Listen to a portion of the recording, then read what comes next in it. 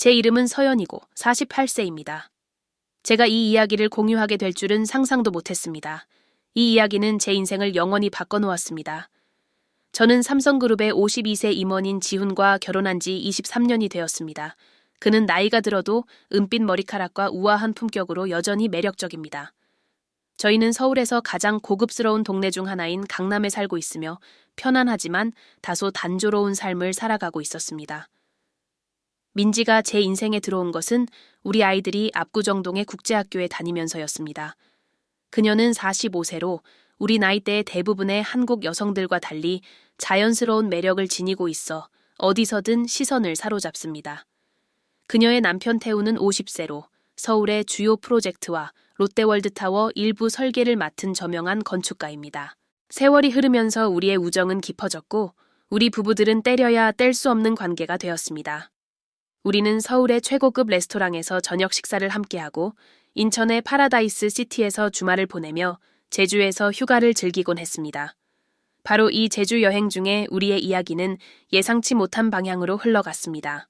우리는 일본 해가 내려다 보이는 럭셔리 롯데 호텔 제주 스위트룸에 머물고 있었습니다.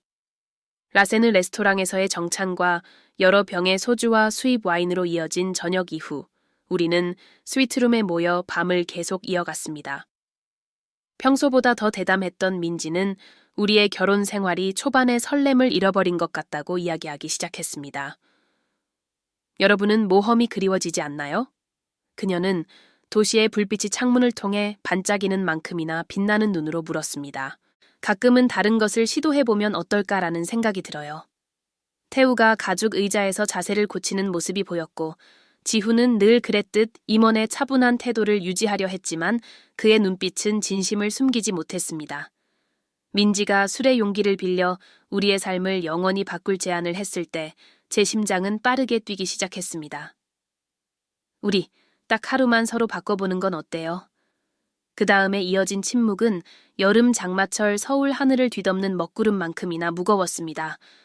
저는 태우가 꿀꺽 침을 삼키는 모습을 봤고 그의 눈이 잠깐 저를 스쳤다가 다시 민지에게로 향하는 것을 느꼈습니다. 항상 회의에서 완벽히 통제력을 유지하던 지훈은 가시 돋친 듯한 한숨을 내쉬었습니다. 그리고 저는 연인의 시절 여의도 공원에서 느꼈던 떨림을 오랜만에 다시 느끼며 등줄기를 타고 전율이 흐르는 것을 느꼈습니다. 그날 밤 우리는 열띤 논의를 나눴습니다. 명확한 규칙을 세웠습니다. 단 하루만 어떠한 약속이나 이후에 부담 없이 이 비밀은 네 사람만이 공유하며 경복궁의 보물처럼 안전하게 지켜야 한다는 것이었습니다. 만남은 다음 주말 서울의 시선을 피할 수 있는 부산 파크 하얏트 호텔에서 이루어지기로 했습니다. 그 다음 주 동안 저는 강남 문화센터에서 전통 서예 수업을 하며 집중하기가 어려웠습니다. 제 마음은 계속해서 다가올 일로 가득 찼습니다. 지훈 역시 삼성 임원들과의 화상회의에서 평소보다 더 산만한 모습이었습니다. 민지와 저는 카카오톡을 통해 메시지를 주고받으며 우리의 불안과 기대를 공유했습니다. 그녀는 부산 항구를 내려다보는 호텔 30층에 2개의 이그제큐티브 스위트를 예약했습니다. 만남이 다가올수록 긴장은 점점 커졌습니다. 금요일, 우리는 따로 KTX를 타고 부산으로 향했습니다. 지훈과 저는 먼저 출발하며 해동용궁사를 들른다는 핑계를 댔습니다. 사실 저는 긴장된 마음을 진정시킬 시간이 필요했습니다. 저녁 8시, 호텔 로비에서 만나기로 했습니다. 민지는 현대적으로 변형된 전통 한복의 붉은 드레스를 입고 있어 우아하게 그녀의 곡선을 돋보이게 했습니다. 태우는 완벽한 이탈리아 정장을 입고 있었고 지우는 실크 셔츠 위에 캐주얼한 블레이저를 선택했습니다. 우리는 호텔의 최상층에 위치한 스카이 레스토랑에서 저녁 식사를 했습니다. 음식은 훌륭했지만 제 접시에 놓인 프리미엄 와규의 맛조차 느낄 수 없을 정도로 마음이 복잡했습니다. 소주는 거침없이 흘렀고 이는 우리 사이의 긴장을 완화시키는 데 도움이 되었습니다. 대화는 가벼운 주제에서 시작해 때로는 의미심장한 침묵으로 이어졌습니다. 저녁 식사 후 우리는 호텔의 피아노 바로 향했습니다. 부드러운 음악과 은은한 조명은 친밀한 분위기를 만들어냈습니다. 민지가 제 옆에 앉아 속삭였습니다. 아직 원한다면 그만둘 수 있어요. 저는 현대건축에 대해 태우와 활발히 대화를 나누는 지훈을 바라보았습니다. 그가 제 시선을 마주쳤을 때 그의 눈빛에는 몇 년 동안 보지 못했던 욕망의 빛이 있었습니다. 아니요, 저는 단호하게 대답했습니다. 계획대로 진행해요. 자정이 되었을 때 우리는 스위트룸들 사이의 복도에서 작별 인사를 나눴습니다. 민지는 저를 오래 안아주었고 그녀의 샤넬 넘버 메이 향수와 달콤한 소주 향이 어우러져 있었습니다. 마지막으로 남편들과 눈을 마주쳤고 우리는 각기 다른 방으로 들어갔습니다. 저는 태우와 함께, 민지는 지훈과 함께였습니다. 스위트룸 문이 닫히자 제 심장은 너무나 빠르게 뛰어 호텔 전체에 울릴 것만 같았습니다. 태우는 적당한 거리를 유지하며 거실 테이블 위에 미리 준비된 레드 와인 잔을 따라 주었습니다. 창문을 통해 도시가 반짝였고 부산 항구의 불빛이 어두운 물 위에서 춤을 추었습니다. 대화는 자연스럽게 흘러갔고 우리는 그룹 저녁 식사에서 한 번도 주목하지 않았던 서로의 새로운 면모를 발견했습니다. 태우는 긴장할 때 그의 웃음소리가 달랐습니다. 평소의 활달한 태도와는 달리 더 억제된 모습이었습니다. 우리는 건축 전통, 한국 디자인에 대한 그의 열정, 그리고 그것이 현대 프로젝트에 어떤 영향을 미치는지에 대해 이야기했습니다. 와인은 긴장을 푸는 데 도움을 주었고 처음에 어색한 분위기는 점점 서로에 대한 탐구심으로 변해갔습니다. 태우는 방의 오디오 시스템에서 부드러운 음악을 틀었습니다. 그 곡은 90년대 제가 가장 좋아했던 이문세의 오래된 발라드였습니다. 키스해도 될까요? 그는 제 예상과는 달리 부드럽게 물었습니다. 저는 살짝 고개를 끄덕였고 그의 입술은 예상치 못한 부드러움으로 제 입술을 만났습니다. 그 키스는 와인의 맛과 말하지 않은 약속의 맛이 섞여 있었습니다. 그의 손은 지훈의 손과 달랐습니다. 디지털 시대 이전에 손으로 설계를 그리며 살아온 세월의 흔적이 느껴지는 더 거친 손길이었습니다. 밤은 느리고 감각적인 꿈처럼 흘러갔습니다. 우리는 새로운 리듬, 그리고 몰랐던 새로운 쾌락의 방식을 발견했습니다. 낯설면서도 흥분되는 경험이었고 매 순간의 터치가 새로운 발견이었으며 매 숨소리가 놀라움이었습니다. 그의 프랑스 향수와 스위트를 장식한 신선한 난초의 향기가 어우러졌습니다. 새벽 어느 순간 멀리 항구에서 반짝이는 선박의 불빛을 바라보며 지훈을 떠올렸습니다. 그도 민지와 비슷한 감정을 느끼고 있을까? 놀랍게도 그런 생각이 예상만큼 불편하지 않았습니다. 시간은 마치 몇 분처럼 흘러갔습니다. 우리는 친밀한 순간들 사이에도 많은 대화를 나눴습니다. 삶, 이루지 못한 꿈, 두려움, 그리고 욕망에 대해 이야기했습니다. 태우는 설악산에 현대적인 불교 사찰을 짓는 비밀 프로젝트에 대해 털어놓았는데 이는 심지어 민지에게도 말하지 않았던 이야기였습니다. 해가 뜰 무렵 우리는 여전히 깨어 있었습니다. 일본 해를 비추는 첫 햇살을 바라보며 달콤한 슬픔이 공기 중에 떠다녔습니다. 우리가 보낸 시간들이 끝나가고 있었고 그와 함께 현실로의 짧은 도피도 끝나가고 있음을 알고 있었습니다. 아침 9시 약속대로 우리는 4명이 이그제큐티브 스위트의 발코니에서 프라이빗 아침 식사를 위해 만났습니다. 공기는 말로 표현되지 않은 감정들로 가득 차 있었습니다. 민지는 생기 있어 보였고 약간 헝클어진 머리는 오랜만에 본 젊고 활기찬 매력을 더해주었습니다. 지우는 평소처럼 진지한 자세를 유지했지만 우리 눈이 마주쳤을 때 그의 눈빛에는 이전과는 다른 빛남이 있었습니다. 전날 밤의 사건은 아무도 직접 언급하지 않았습니다. 우리는 부산의 날씨, 커피의 맛, 주말의 나머지 계획과 같은 사소한 이야기들을 나눴습니다. 하지만 우리 사이에는 새로운 에너지가 흐르고 있었고 이전의 우정을 초월한 새로운 친밀감이 존재했습니다. 서울로 돌아오는 기차 안, 지훈 옆에 앉아 저는 우리 관계에 어떤 근본적인 변화가 일어났음을 깨달았습니다. 단순히 우리가 했던 일을 의식하는 것을 넘어 서로를 바라보는 새로운 방식이 생긴 것이었습니다. 여행 중 그의 손은 몇 번이나 제 손을 찾았고 그 손길에는 오래된 일상에서 잃어버렸던 부드러움이 담겨 있었습니다. 그 후 몇 주는 강렬했습니다. 지우는 더 일찍 집에 돌아오곤 했고 남대문 시장에서 산 꽃다발이나 홍대 서점에서 본 시집 같은 작은 선물들로 저를 놀라게 했습니다. 우리의 친밀한 순간들은 새로운 차원을 얻었고 마치 서로를 다시 발견한 듯한 느낌이 들었습니다. 민지와 저는 계속 압구정동의 파리 크로와상 카페에서 정기적으로 만났습니다. 우리의 대화는 이제 더 깊은 공감의 층을 지니고 있었습니다. 그녀는 그 경험이 태우와의 관계를 어떻게 변화시켰는지 이야기했습니다.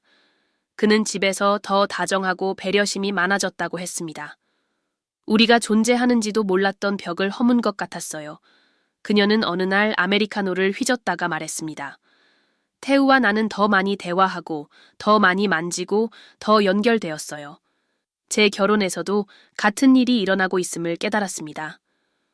지훈은 그가 생각하고 느끼는 것들을 더 많이 공유하기 시작했습니다. 이는 그의 세대의 한국 임원으로서는 드문 일이었습니다. 어느 날 이태원의 우리 단골 레스토랑에서 특히 로맨틱한 저녁 식사를 마친 후 그는 지난 몇 년 동안 저를 당연하게 여겼음을 깨달았다고 고백했습니다.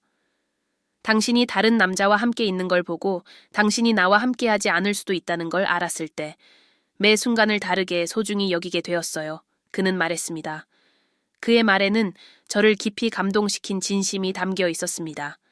서울의 가을이 찾아와 남산공원의 나무잎들이 빨강과 금색으로 물들었습니다. 우리 네 사람은 여전히 정기적으로 만났지만 이제 우리 사이에는 새로운 역동성이 생겼습니다. 농담에는 다른 맛이 있었고 눈길은 더 깊은 의미를 담고 있었습니다. 우리는 다시는 부산에서의 그 밤을 반복하지 않았습니다. 그리고 그 점이 그 경험을 더욱 특별하게 만들었습니다. 특히 추운 11월의 어느 날 오후 북촌 한옥마을을 걷다가 민지는 그 밤이 그녀의 결혼 생활을 구했다고 속삭였습니다.